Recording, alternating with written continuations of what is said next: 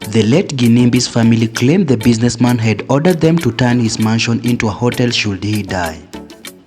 If you are new to this channel, kindly consider hitting the red subscribe button below and turn on the notification bell so as to receive updates whenever we upload new content. Apparently, he wanted it to be turned into a hotel because of how people thought he bought it with money from dark sources. He also revealed to them that he really wanted a statue erected in the country to honor him. The whole world was thrown into confusion when news that the Zimbabwean socialite and rich businessman Genius Ginimbi Gadungure had gone to be with his maker. What has been confirmed, however, is the fact that the late billionaire's mansion located at Noboshava will be turned into a hotel as per his wish.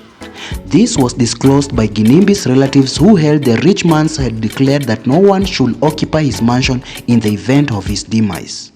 As a matter of accuracy, these were the actual words from a family insider regarding this issue. You know, with what has been talked about his wealth, Ginimbi is on record saying no one would occupy his house. He told people that it should be turned into a hotel. He used to say that he would want a mausoleum to be built for him such that he will always be remembered by many generations who will visit the hotel, a relative said.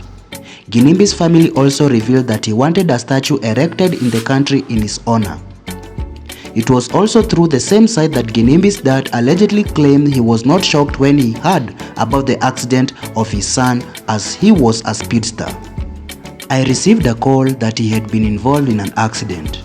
We know he used to speed on the roads, so we were not shocked as the person who was phoning was crying.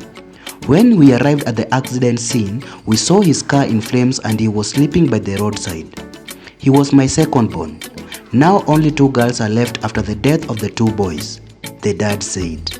On whether the late Ginimbi had a child, the father said he only knew of one despite the fact that he did not know the name. The family's revelation came barely a week after the businessman's death.